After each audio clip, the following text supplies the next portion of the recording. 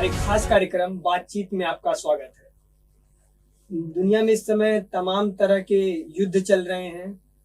अभी हालिया समाचार आ रही है कि अमेरिका ने ट्रंप को राष्ट्रपति स्वीकार कर लिया है और बहुत सारे मुद्दों पे हमारी बातचीत होगी। हमारे साथ मौजूद हैं मेरे गुरुवर, फॉरेन एक्सपर्ट और विदेशी मामलों के जानकार, गोरखपुर विश्वविद्यालय के assistant professor Mahendra Singh sir. आपका बहुत स्वागत है सर। जी बहुत बहुत धन्यवाद। तो सर हमने इस पॉडकास्ट को 3 हिस्सों में बांटने का प्रयास किया है। तो सबसे पहले हम आपके कॉलेज लाइफ से स्टार्ट करते हुए फिर हम लोग पूरी मुद्दों पे बात करेंगे। तो पहला चीज सर मैं ये जानना चाहता हूँ कि आपने शिक्षा दीक्षा तो बीएससी में गोरखपुर में प्राप्त की, लेकिन उसके बाद आपने जेएनयू से एमफिल भी किया है, पीएचडी किया। तो मैं ये जानना चाहता हूँ कि सर जेएनयू को लेकर के एक जो छात्र राजनीति की हाइप है वो वहाँ पे कैसी है? नहीं, देखिए, निश्चित रूप से जेएनयू में जो छात्र राजनीति है वो विचारधाराओं की लड़ाई है वहाँ, और विचारधाराओं का संघर्ष हमेशा से वहाँ रहा है।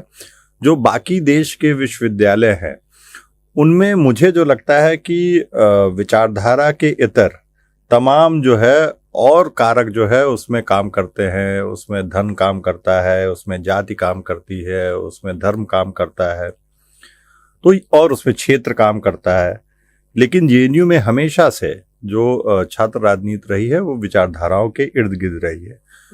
शुरुआती दौर में अगर देखें तो वहाँ पे जो वामपंथी विचारधारा थी उसका काफ़ी प्रभाव था, और आज भी वो प्रभाव कम नहीं हुआ। लेकिन निश्चित रूप से जो आप कहें कि जो दक्षिणपंथी विचारधारा है, अब वहाँ उसकी उपस्थिति उसने अपनी दर्ज करा दी है। तो इस तरीके से भिन्न है जेएनयू की छात्र राजनीति बाकी विश्वविद्यालयों के छात्र राजनीति को अगर हम बात करें, उसको देखें तो सर वहाँ पे एक सबसे बड़ी जो जेएनयू की राजनीति को लेकर के एक चर्चा होती है कि वहाँ पे टुकड़े टुकड़े गैंग पाए जाते हैं, या इस तरह की एक छवि जेएनयू की जो छात्र राजनीति है वो देश पे बन गई है। उमर खालिद हो, कन्हैया कुमार जो प्रेसिडेंट भी रह चुके हैं जेएनयू छात्र संघ के, उनके ऊपर भी तमाम आरोप लगते हैं कि वो देश को बांटने का काम करते हैं। अगर आप उस समय थे तो आप उस राजनीति को कैसे समझते हैं? नहीं, देखिए, मैंने तो जेएनयू 2006 में मैंने जेएनयू छोड़ दिया था, और उसके बाद से फिर मैं अपने पत्रकारिता मैंने एक प्रोफेशन के रूप में अपनाया और उसमें सक्रिय था। और ये घटनाएं जिनकी आप चर्चा कर रहे हैं ये उसके बाद की घटनाएं हैं। लेकिन हाँ, निश्चित रूप से हर विचारधारा का एक जो है एक्सट्रीम होता है। जो अगर आप टुकड़े टुकड़े गैंग या जो देश विरोधी नारे लगाए जाने की जो बात है, तो ये वो एक्सट्रीम है उन विचारधाराओं का, और वो हमारा देश या कोई भी एक सभ्य समाज, सिविलाइज सोसाइटी उसको स्वीकार नहीं करती है। हाँ, लेकिन उसके अलावा जो एक सहनशीलता है वहाँ उस कैंपस में दूसरे के विचारों के प्रति, दूसरे के जो है उनके आप कहें कि धर्म के प्रति, उनकी संस्कृति के प्रति, वो हर जगह हर जो शिक्षा के जो संस्थान हैं उनको सीख लेनी चाहिए कि वो एक जो आप कहें कि वहाँ एक जो समावेशिता है, इंक्लूसिविटी है उस कैंपस में। विभिन्न आप देखें देश के विभिन्न प्रदेशों से, विभिन्न जातियों से, विभिन्न संप्रदाय से, बहुत पिछड़े क्षेत्र से छात्र वहाँ पढ़ने आते हैं, और वो संस्थान उनको इस लायक बनाता है कि वो अपने जीवन में अपने पैरों पे खड़ा हो सके। तो ये हो सकता है कि एक फेज रहा हो जहाँ पे इस तरीके के रेडिकल एलिमेंट्स, वो चाहे लेफ्ट के हों चाहे वो किसी और विचारधारा के हों। मुझे लगता है कि हमारा देश जो है वो इन जो है चरमपंथी अगर आप बात करें तो विचारों को बहुत जो है दिन तक मान्यता नहीं देता है। तो सर फिर उस पढ़ाई की अब लेवल की बात करते हैं, छात्र राजनीति की बात करें। छात्र की राजनीति तो एक अलग मुद्दा है, छात्र के लिए एकेडमिक्स भी एक मुद्दा होता है। आप गोरखपुर विश्वविद्यालय और जवाहरलाल नेहरू विश्वविद्यालय के छात्रों के बीच में क्या भिन्नता देखते हैं? देखिए, जो प्रमुख बातचीत है, मुझे लगता है जो प्रमुख अंतर है, अगर आप गोरखपुर विश्वविद्यालय के छात्रों की और जवाहरलाल नेहरू यूनिवर्सिटी के छात्रों की तुलना करें तो मुझे लगता है कि वहाँ पे एक ऑल इंडिया कंपटीशन पास करके छात्र आता है, और पूरे देश के लोग एस्पायर करते हैं, सब विद्यार्थी ये चाहते हैं कि हम इस संस्थान में पढ़ें, क्योंकि वहाँ पढ़ाई भी बहुत महंगी नहीं है। वहाँ आप फुल्ली रेजिडेंशियल यूनिवर्सिटी है, तो वो कहीं न कहीं टैलेंट में, कहीं न कहीं ज्ञान में वहाँ का छात्र पहले से एक उनका बेटर स्थिति में, बेहतर माहौल उसमें रहता है।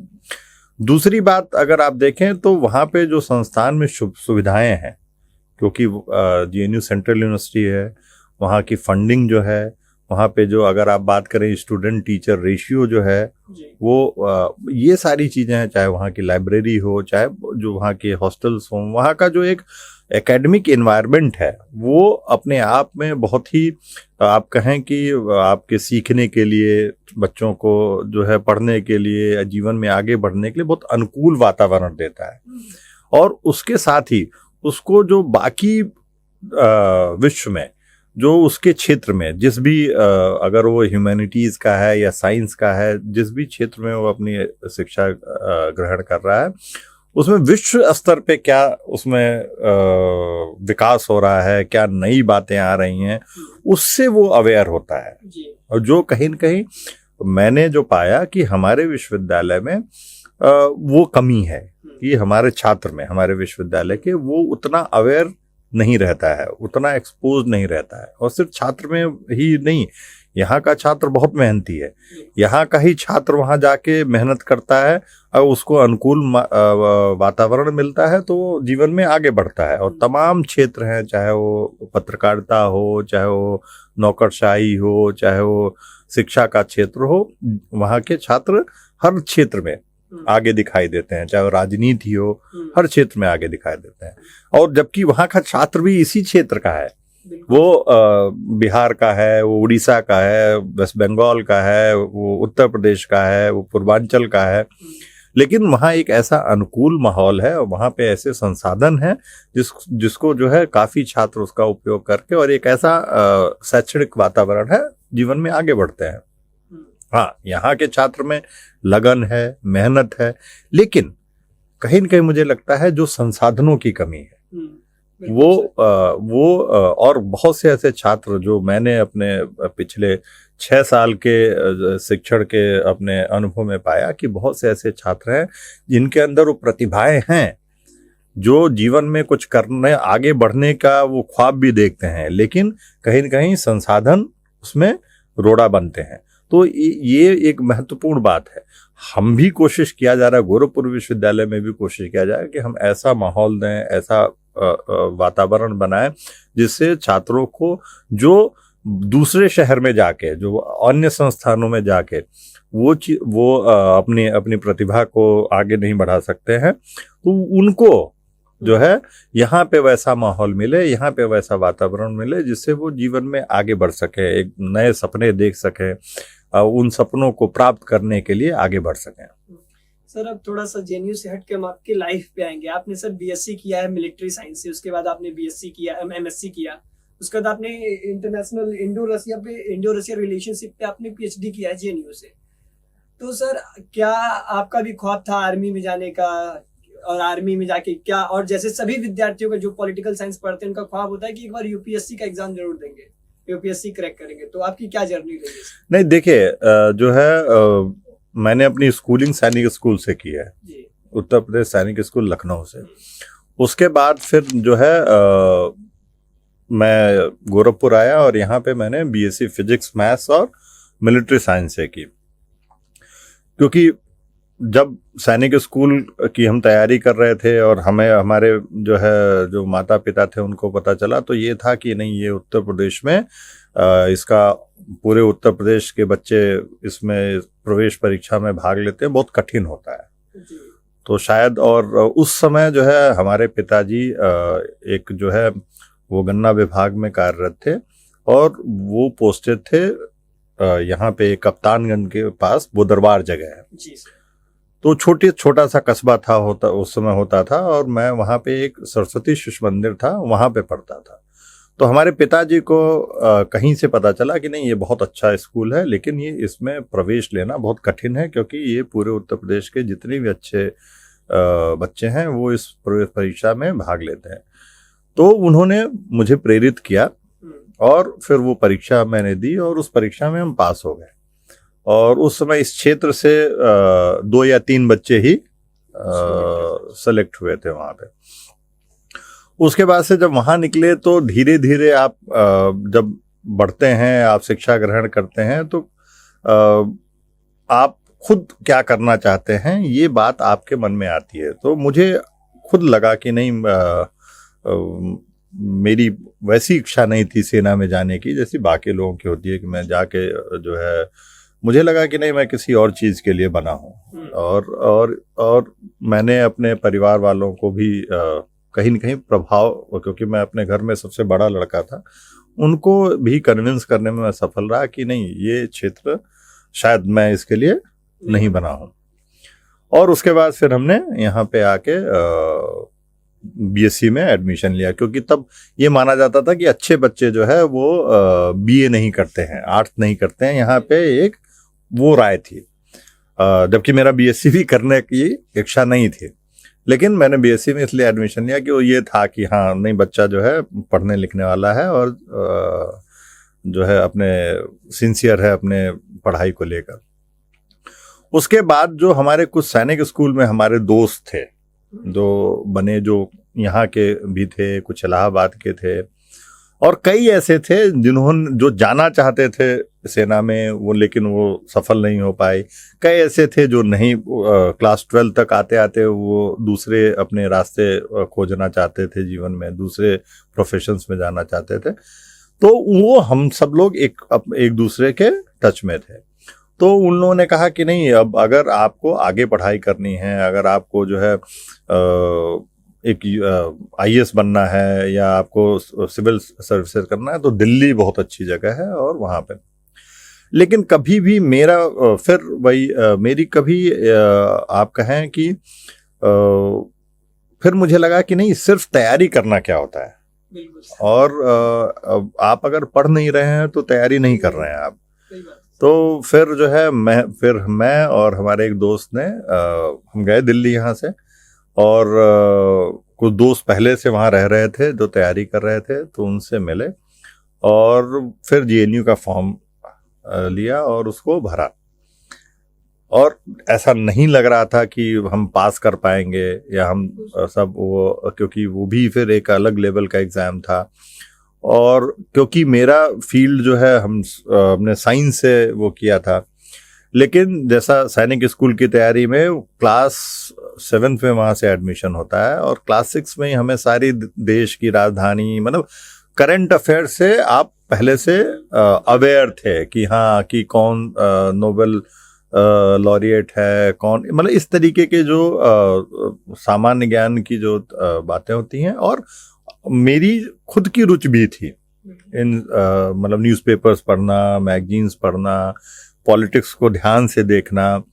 तो शायद यही वजह थी कि जेएनयू में भी हमारा सिलेक्शन हो गया। और हम भाग्यशाली थे कि पहले ऑब्जेक्टिव क्वेश्चन पेपर होते थे, कुछ ऑब्जेक्टिव होना है, क्योंकि अनसॉल्व जो हमें मिला था जेएनयू की लाइब्रेरी से, उसमें था कि कुछ जो है ऑब्जेक्टिव होना है, कुछ शॉर्ट क्वेश्चंस होने हैं।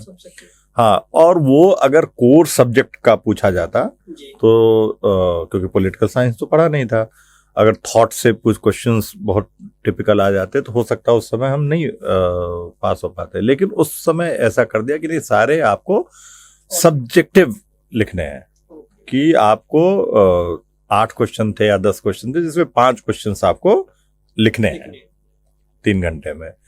तो मुझे लगा ये जो है अच्छा था। हाँ, और फिर हमने लिखा और सिलेक्शन हो गया।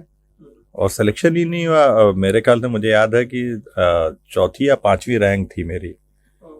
तो अब एग्जैक्टली मुझे याद नहीं है, लेकिन अच्छी रैंक थी, क्योंकि मुझे फर्स्ट लिस्ट में हॉस्टल मिल गया था। इस वजह से मुझे याद है कि मेरी रैंक अच्छी थी वहाँ पे। हाँ, तो इस तरीके से जेएनयू पहुँचे। वहाँ जेएनयू में एमए, एक स्कूल ऑफ इंटरनेशनल स्टडीज़ है, वहाँ पे एक कोर्स चलता था, centre for politics in specialisation in international relation, CPIS बोलते थे वो। तो उस कोर्स में एडमिशन हुआ और फिर एमए किया, एमफिल किया, और उसके बाद पीएचडी में एडमिशन लिया। पीएचडी में कर रहा था, उसी दौरान फिर इच्छा हुई कि पत्रकारिता मुझे अट्रैक्ट करती थी अपनी तरफ। और मैं भाग्यशाली रहा कि कुछ दिन मैंने एक इंडिया टीवी अपना नया चैनल रजत शर्मा ने शुरू किया था, तो वहाँ पे काम करने को मिला इंटरनेशनल डेस्क पे। लेकिन मुझे लगा कि नहीं, ये टीवी वाली पत्रकारिता मेरे बस की नहीं है, वो बहुत कठिन है। और उसमें मतलब आप कहें कि वो बहुत इन डेप्थ नॉलेज नहीं चाहिए उसमें। और हाँ, उसमें आपको मतलब बहुत ज़्यादा आपको जानकारी नहीं चाहिए। वो उतनी, मैं ये मानता हूँ, मैं आज भी ये मानता हूँ कि जो हिंदी टीवी की पत्रकारिता है वो बहुत गंभीर नहीं है। मैं इस तरह कहूँ, मैं नहीं कहूँगा कि ये शब्द जो है ठीक नहीं होगा कि, लेकिन वो बहुत आपको गंभीरता की उसमें आवश्यकता नहीं है, बहुत ज़्यादा आपको ज्ञान की आवश्यकता नहीं है। तो वहाँ और फिर मुझे लगा कि फिर दूसरी तरफ खोजते हैं। और एक आप कहे कि भाग्य मेरे साथ था, और बाकी जो मेरी मदर फादर जो भी हमारे बड़े बुजुर्ग रहे उनका आशीर्वाद था कि उसके बाद जो है टाइम्स ऑफ इंडिया में मुझे नौकरी मिल गई। और ऐसी नौकरी मिली जो मैंने खुद नहीं सोचा था, क्योंकि मैं भी मेरे पूरे परिवार में, मेरे पूरे खानदान में कोई भी पत्रकारिता से कभी नहीं जुड़ा रहा, न मेरे दोस्तों के परिवार में, खानदान में। तो लेकिन शायद मेरी लगन हो, मेरे भाग्य हो, मेरा प्रारब्ध हो कि मुझे टाइम्स ऑफ इंडिया में वहाँ के जो नेशनल पॉलिटिकल ब्यूरो में जगह मिली, और वहाँ से मैंने फिर पत्रकारिता शुरू की। और ये बात है जून 2005 की। तो सर फिर आपने कितने साल? और मैं 2 जुलाई 2018 को गोरखपुर विश्वविद्यालय में आने के पहले तक, मतलब करीब 13 साल तक मैंने टाइम्स ऑफ इंडिया में जो है, हाँ, नेशनल ब्यूरो में मैंने काम किया। मैं अभी पढ़ रहा था अन्ना हजारे के आंदोलन को, उस समय की पत्रकारिता को मैंने समझा तो इंग्लिश मीडिया जो थी वो अन्ना हजारे के खिलाफ कवरेज कर रही थी, और जो हिंदी मीडिया थी वो अन्ना हजारे को बड़ा दिखा रही थी। तो क्या आप मानते हैं कि जो मीडिया डिवाइडेशन है इंग्लिश और हिंदी का, जैसे अभी आपने कहा कि जो हिंदी मीडिया है वो बहुत गंभीर मीडिया नहीं, मैंने ये नहीं कहा हिंदी मीडिया, मैंने कहा टेलीविजन मीडिया। हाँ, मतलब नहीं, अगर आप हिंदी मीडिया की बात करें तो हिंदी के अखबारों के बारे में आप ऐसा नहीं कह सकते। मतलब लेकिन जो टीवी है उसमें speed is more important then the knowledge. और उस सेंस में कहा कि नहीं, आपको टाइमलाइन मीट करनी है एट एनी कॉस्ट। आपको उसमें बहुत बौद्धिकता नहीं देनी है, उसमें बहुत बौद्धिकता आपके उसमें नहीं आनी है आपको। हाँ, टाइम से आपको खबर भी, जबकि अखबारों में अभी भी अगर आप देखें, और खासकर जो एक ट्रेंड टाइम्स ऑफ इंडिया ने शुरू किया कि अखबार केवल फैक्ट्स नहीं देंगे, केवल लोगों तक तथ्य नहीं पहुंचाएंगे कि ये घटना हुई, उस घटना का इंटरप्रिटेशन, उसका समाज पे प्रभाव, उसका बाकी क्षेत्रों पे प्रभाव, वो भी आपको उन खबरों में मिलेगा। तो अगर आप ये कहें कि प्रधानमंत्री ने रूस के राष्ट्रपति से मुलाकात की मॉस्को में या ब्रिक्स समिट के उसमें, तो सिर्फ ये खबर नहीं है। आप अगर टाइम्स ऑफ इंडिया पढ़ेंगे तो देखेंगे ये ट्रेंड टाइम्स ऑफ इंडिया ने शुरू किया, जिसकी आलोचना भी हुई कि नहीं, जर्नलिज्म का काम सिर्फ लोगों के सामने तथ्य रखना है, अपने विचार नहीं डालना, उसके लिए एक अलग एडिटोरियल पेज होता है। लेकिन टाइम्स ऑफ इंडिया ने शुरू किया कि नहीं, रीडर जो है चाहता है, उसी समय चाहता है कि अगर prime minister Modi president Putin से मिलते हैं तो उसके क्या प्रभाव होंगे, उसके अंतर्राष्ट्रीय स्तर पे क्या प्रभाव होंगे, उसके भारत चीन संबंध पे, भारत अमेरिका संबंध पे क्या प्रभाव होंगे, उसके भारत के जो है व्यापार पे क्या प्रभाव होगा, भारत के जो है डिफेंस जो एग्रीमेंट्स उस पे क्या प्रभाव होगा, ये भी चाहिए।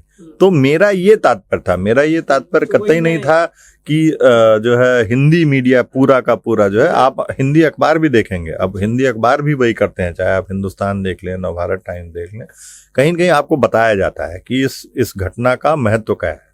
वही मैं अगला सवाल इसी वजह से रिलेट करके पूछने वाला था सर, क्या आजकल की पत्रकारिता इंफॉर्मेशन डिसेमिनेशन कम कर रही है और एजेंडा सेटिंग ज्यादा कर रही है? नहीं, देखिए, आप ऐसा कह नहीं सकते हैं। आप कुछ मीडिया हाउसेस के ऊपर इस तरीके के आप आरोप लगा सकते हैं। मैं ये कतई नहीं कह सकता, क्योंकि आप जानते हैं कि भारत में जो मीडिया का जो क्षेत्र है वो आप कहें कि वो एक कॉमर्शियल वेंचर है। हाँ, वो कॉरपोरेट हाउसेज रन करते हैं।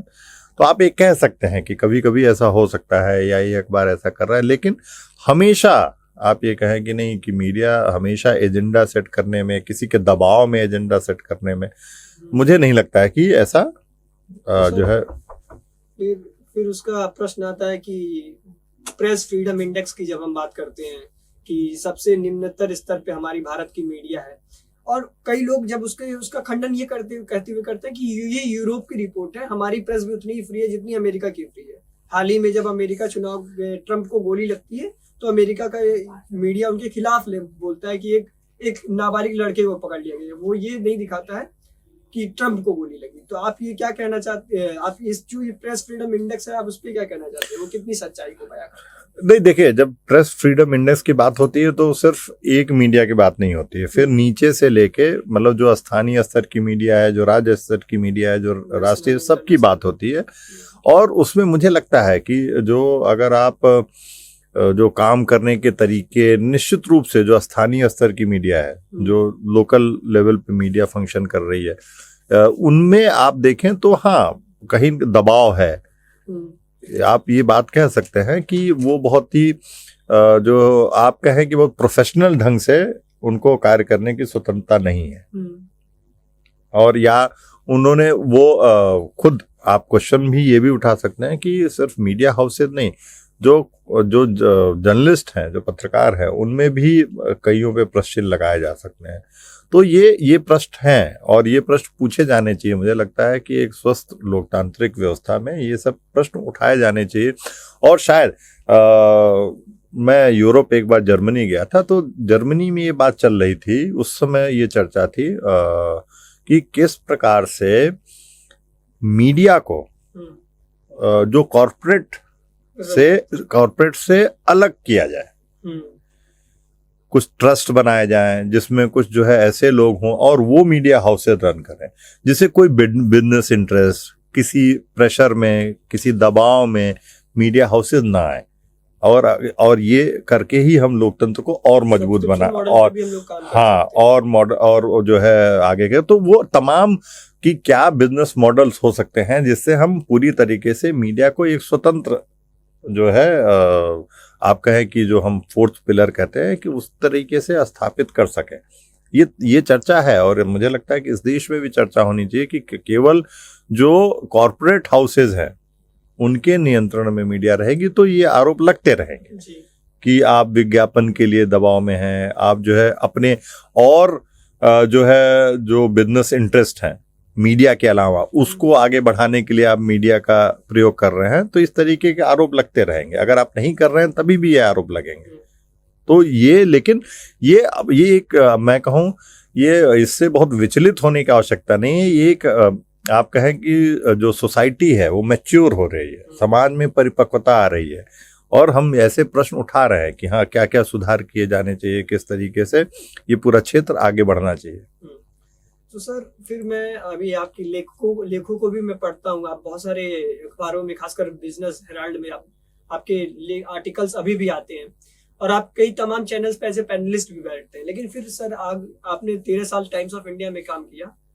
जो मेरा प्रश्न है, क्योंकि मैं भी एक पत्रकार हूँ और मैं आपका छात्र भी रह चुका हूँ और अभी भी हूँ, तो आपने पत्रकारिता फिर क्यों छोड़ी? देखिए, उसके पीछे कई कारण थे। शुरू से मैं 1998 में दिल्ली गया जी, और 2018 में मैंने दिल्ली छोड़ा। 20 साल मैं दिल्ली में रहा।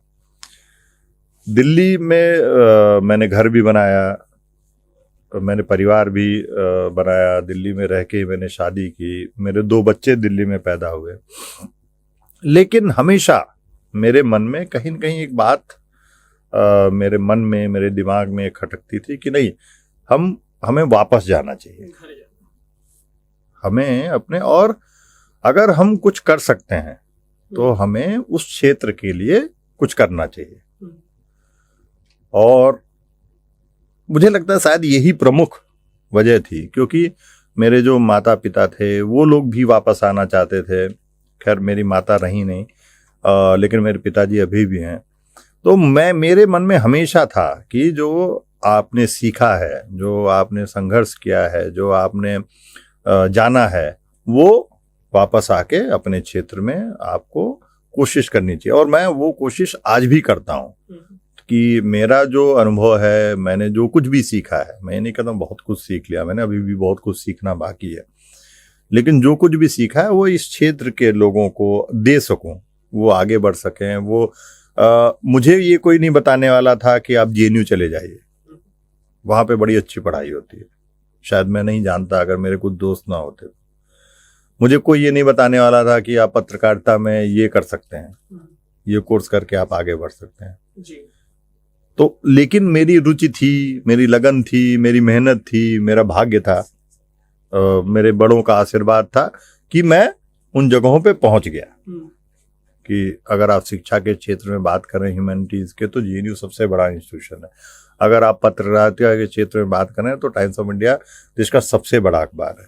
तो मैं पहुंच गया, लेकिन मैं ये नहीं चाहता हूं कि बाकी जो इस क्षेत्र का छात्र है जिसमें वो है ललक, वो उसमें एक मेहनत करने की क्षमता है, उसमें जूझने की क्षमता है, कि वो उसको कोई एक दिशा ना देने वाला हो, उसको कोई ये बताने वाला ना हो कि नहीं आप बड़ा सोच सकते हो, आप बड़े सपने देख सकते हो, आप बड़ी जगहों पे जा सकते हो, आप बड़ा कुछ जीवन में हासिल कर सकते हो।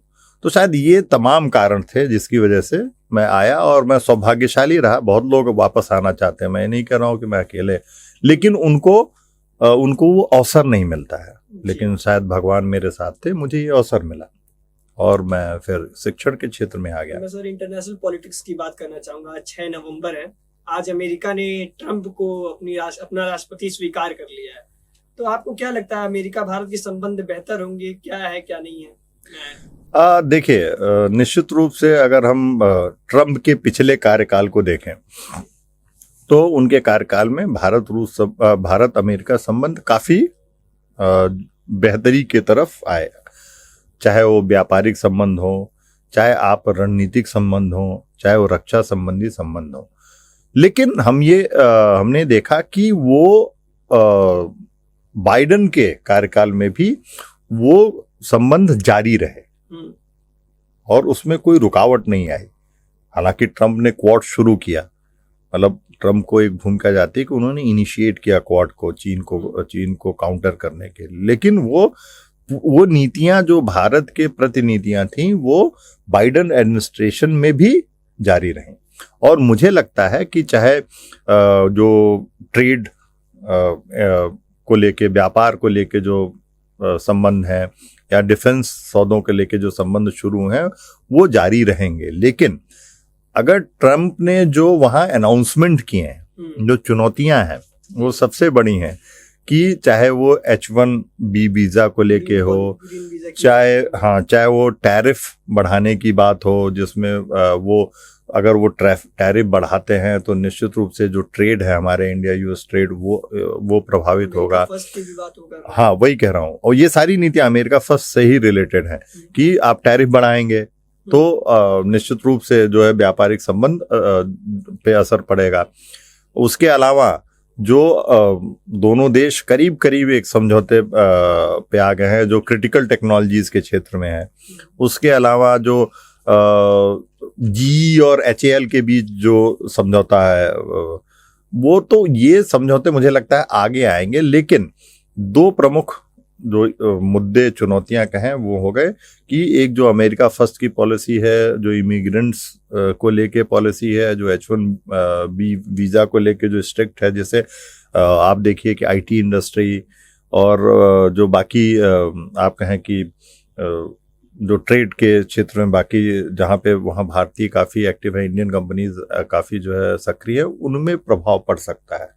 तो मुझे लगता है, लेकिन आप देखें कि ट्रंप ज़्यादातर अब प्रो इंडिया उनका रवैया रहा है, रुख रहा है। और इसके अलावा अगर अंतर्राष्ट्रीय संबंधों में देखें तो एक और बहुत प्रमुख बदलाव मुझे जो लगता है आ सकता है कि किस प्रकार से जो रशिया यूक्रेन वॉर है जी, जिस कोई समझौता हो।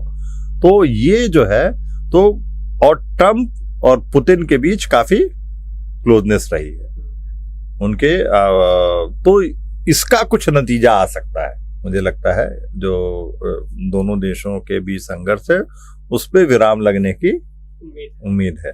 तो सर अभी हम लोगों ने बात की कि अब ट्रंप के आने से रसिया यूक्रेन पे असर पड़ सकता है।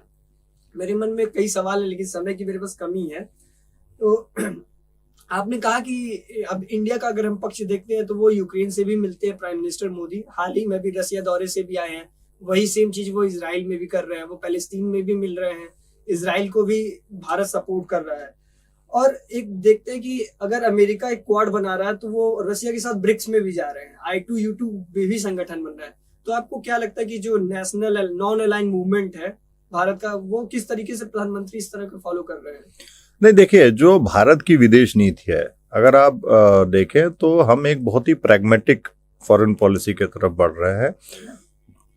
हमने साफ किया है कि हम अपनी स्ट्रेटेजिक ऑटोनॉमी बनाए रखना चाहते हैं और जो एक सामरिक स्वायत्तता है वो या रणनीतिक स्वायत्तता है भारत वो बनाए रखना चाहता है।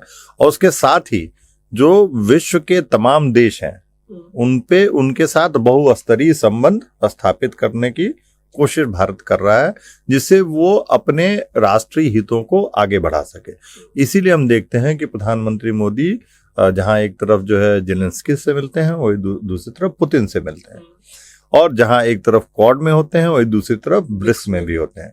और क्योंकि हमारा ये है भारतीय विदेश नीति का फोकस यह है कि किस प्रकार से कूटनीति को भारत के आर्थिक विकास के जो लक्ष्य हैं उसको हासिल करने के लिए इस्तेमाल किया जाए, जिससे आपके राष्ट्रीय हित को आगे बढ़ाया जा सके।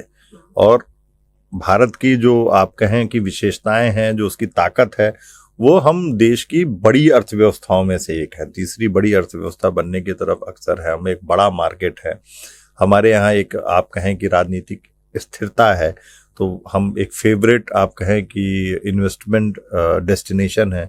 तो ये सारी जो बातें हैं, जो ताकतें हैं, उसका प्रयोग करके प्रधानमंत्री नरेंद्र मोदी और आज की जो सरकार है वो कोशिश कर रही है कि किस प्रकार से अपनी जो कूटनीतिक स्वायत्तता, जो एक रणनीतिक स्वायत्तता बनाए, स्ट्रेटेजिक ऑटोनॉमी बनाए रखने के साथ ही जो है आप कई स्तर पे विभिन्न देशों के साथ एक साथ संबंध स्थापित करें। आप इसको कह सकते हैं कि भारत ने, इंडिया है लर्न टू मैनेज कॉन्ट्राडिक्शंस, कि भारत ने किस प्रकार से जो अंतर विरोध है उसका प्रबंधन करना सीख लिया है। इसकी बात कही, मुझे 3 देशों के नाम याद आ रहे हैं अभी फिलहाल में, कनाडा, पाकिस्तान और चाइना, और कुछ दिन पहले तक हमारे हमसे मालदीव भी थोड़े दिनों तक नाराजगी थी। तो आपको क्या लगता है कि ये चीजें किस तरीके से एक फॉरेन पॉलिसी पर इफेक्ट डाल रही हैं कि हमारे विश्व के 4 प्रमुख देश, कनाडा अभी हाल ही में उसने राजनयिक को भी तलब कर दिया, तो ये आप किस तरह से इसको देखें? नहीं, देखिए, जो हम अगर जियोपॉलिटिक्स की बात करें तो जियोपॉलिटिक्स जो है बदल रही है, और ये जो समस्याएं हैं 2 तरीके से इसको देख सकते हैं। जो एक समस्या आपने उठाई वो चीन के उदय के कारण है। जो चीन का वैश्विक स्तर पे एक आप कहें कि एक आर्थिक शक्ति के रूप में, एक ताकतवर देश के रूप में चीन का उदय हुआ, वो एक महत्वपूर्ण कारण है। उसने कोशिश की जो हमारी पड़ोसी देशों के साथ संबंध बनाने की, लेकिन चीन के जो मंसूबे हैं आप देखें वो बड़ी जल्दी सामने आ गए। आपने बात की मालदीव की, मालदीव भी समझ गया कि चीन किस हद तक उसकी मदद कर सकता है, और अंत में मालदीव को भी भारत के पास आना पड़ा। आपने बात की नेपाल की, आप देखें नेपाल भी एक समय था ऐसा लग रहा था कि वो पूरी तरीके से चीन, फिर आप श्रीलंका की बात करें, तो ये सारे देश, और भारत ने बार बार आगाह किया, और इससे मैं ये मानता हूं कि खासकर जो कोविड-19 महामारी के बाद जिस प्रकार से, और दूसरी जो चीन की एक आप कहें आक्रामक साम्राज्यवादी नीति है, या उसके जो कर्ज जाल वाली नीति है, उसकी वजह से उसके जो अंतर्राष्ट्रीय छवि में जो गिरावट हुई उसका भारत को फायदा हुआ। और इन देशों को, चाहे हमारे पड़ोसी देश हों, चाहे एशिया अफ्रीका के तमाम वो देश हों, इन देशों के सामने चीन का जो वास्तविक जो रणनीति थी, वास्तविक चेहरा था, वो सामने आया। और आप बार बार आप देखिए उस जिस तरीके से बेल्ट एंड रोड इनिशिएटिव का एक माया जाल जो है रचा गया था, कोशिश की जा रही थी कि, और हाँ, उसकी सभी देशों को इस तरीके से एशिया अफ्रीका के जो आप कहें कि विकासशील देश हैं उनको अपनी तरफ लाने की चीन की कोशिश थी। लेकिन वो हर जगह, अफ्रीका में भी कई ऐसे देश हैं जहां पे चीन के खिलाफ प्रोटेस्ट हो। पाकिस्तान आप छोड़ दीजिए, पाकिस्तान देखिए आप, पाकिस्तान में बलूचिस्तान में लगातार जो है आप कहें कि प्रोटेस्ट हो रहे हैं, वहाँ ब्लास्ट हो रहे हैं। पाकिस्तान के नॉर्थ वेस्ट फ्रंटियर प्रोविंस में जो है चीनी जो काम करने वाले इंजीनियर्स हैं उन पे अटैक हो रहे हैं, और ये कहा जा रहा है कि यहाँ पे जो इलेक्ट्रिसिटी ट्रैफिक इसलिए बढ़ गई है चीनी कंपनियों के आने से। तो चीन कहीं न कहीं अपने आप को एक्सपोज कर रहा है, और उसका सीधे फायदा भारत के ऊपर है। जहां तक आपने दूसरी बात की कनाडा की, देखिए कनाडा का पूरा जो इशू है वो कहीं न कहीं वहां की आंतरिक राजनीति से संबंधित है। जो ट्रूडो की सरकार है, वो जो वहां पे जो रेडिकल सिख एलिमेंट्स हैं उनकी जो पार्टी है, हाँ, उनकी पार्टी है, उनसे, उनके समर्थन से जो है वो सरकार चला रहे हैं। तो वो मुद्दा जो है उनके जो स्थानीय जो राजनीति है उससे जुड़ा हुआ है। और मुझे नहीं लगता है कि इसका बहुत अभी ये दिखाई दे रहा है कि दोनों देशों के बीच और इसमें संबंध, और अभी खालिस्तानियों ने अटैक भी किया था। हाँ, तो वो देखिए वो उनका जो है वो घरेलू जो राजनीति है उससे वो प्रभावित है। मुझे लगता है कि आने वाले चुनाव को वो लोग प्रभावित करना चाहते हैं। दो सवाल और होंगे मेरे सर। पहला कि सर हम लोग यूएनएससी में परमानेंट सीट की बात कर रहे हैं, ज्यादातर देश हमारे साथ है, तो फिर क्या अड़चने आ रही हैं? क्यों हम लोग यूनाइटेड नेशन सिक्योरिटी काउंसिल के परमानेंट मेंबर नहीं हो पा रहे? नहीं, देखिए भारत की दावेदारी बहुत मजबूत है जी, और हर तरीके से, चाहे आप जो है आर्थिक रूप से देखें या सबसे बड़े जो है लोकतांत्रिक देश के रूप में देखें, एशिया के प्रतिनिधित्व के रूप में देखें, तो भारत की दावेदारी बहुत मजबूत है। लेकिन जब हम सुरक्षा परिषद के सुधारों की बात करते हैं, रिफॉर्म्स की बात करते हैं, तो उसमें जो सबसे बड़ी अड़चन है वो वीटो पावर ही है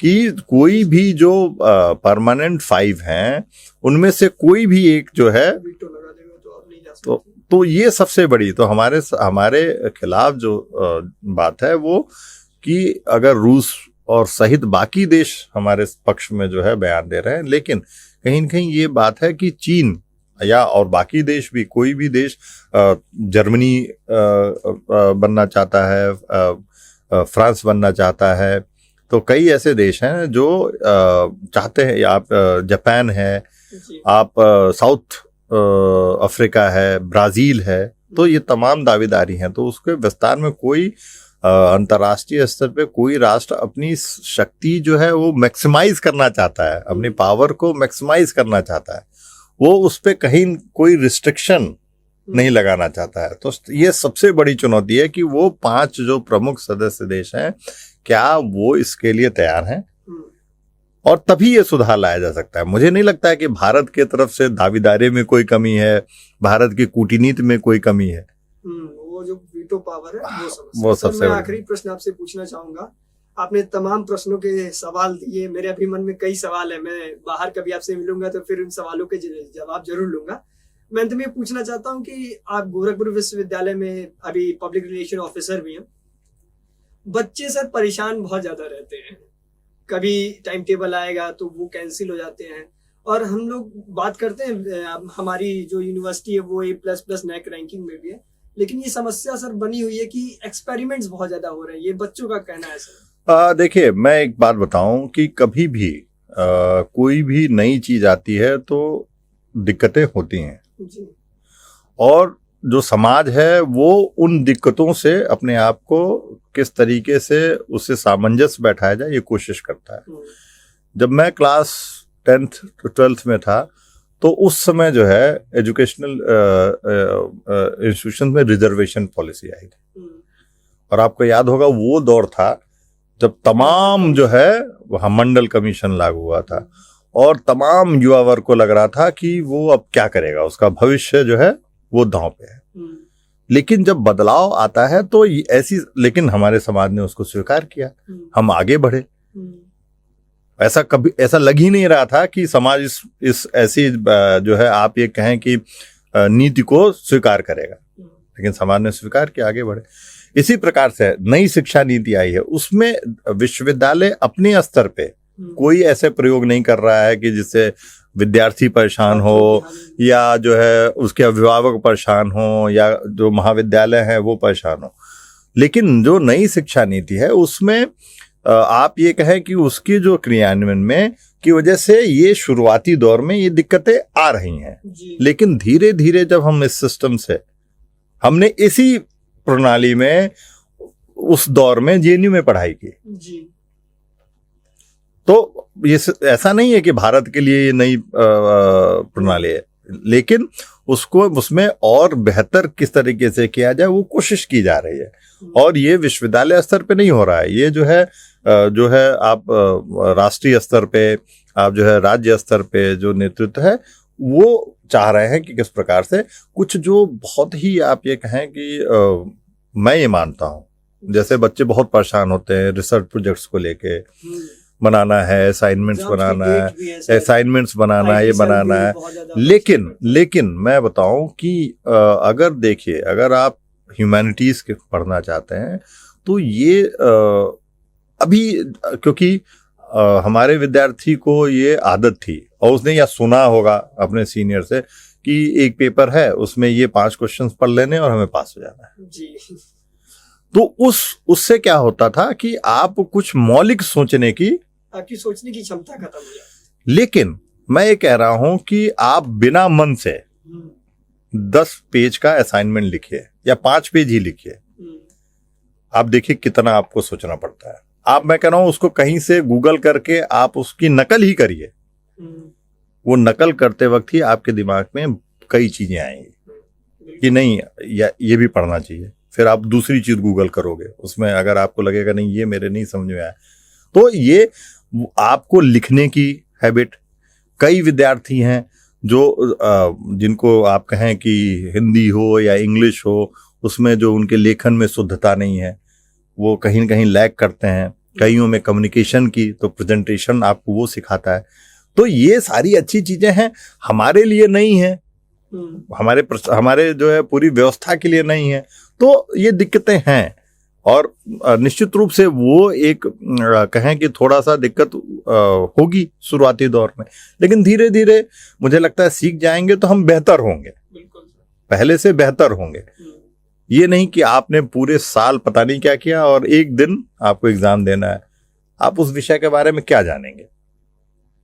तो ये जो एक आंतरिक मूल्यांकन की व्यवस्था है, जो निरंतर आपके मूल्यांकन की व्यवस्था है कि आप मिड सेमेस्टर में आपने 20 नंबर का टेस्ट में कैसा आपने लिखा, फिर आपको लगेगा कि नहीं इसमें मैंने बहुत अच्छा नहीं लिखा, तो फिर आप एंड सेमेस्टर में जो है अच्छा करेंगे। तो मुझे लगता है कि हाँ, आप कहें कि किस स्केल पे करना है, क्या हमारे पास वैसे संसाधन हैं कि हम इतने ज्यादा संख्या में बच्चों को इस पूरी प्रणाली से शिक्षा दें, तो उसमें है चुनौतियां। मुझे लगता है कि सरकार को उस तरफ ध्यान देना चाहिए और विश्वविद्यालयों को संसाधन उपलब्ध कराने चाहिए। आज हमारे साथ महेंद्र सिंह सर थे, जिन्होंने हम तमाम बातें हमारे साथ की। हम लोग फॉरेन पॉलिसी पर बहुत बात करना चाहते थे, लेकिन समय की कुछ कमी थी हमारे साथ, तो हम लोगों ने जितनी बातचीत थी उतनी बातचीत को सार्थक बनाया। गोरखपुर विश्वविद्यालय से लेकर जवाहरलाल नेहरू विश्वविद्यालय तक की तमाम बातें की। उम्मीद है छात्रों को सर की बातों पसंद आएगी, उनसे कुछ सीखने को मिलेगा, समझने को मिलेगा, और दर्शकों को हमारा ये बातचीत का एपिसोड बहुत पसंद आया होगा। धन्यवाद। इसके साथ मैं सर को भी बहुत धन्यवाद कहना चाहता हूँ, जिन्होंने हमें अपना बहुमूल्य समय दिया। नमस्कार। नमस्कार।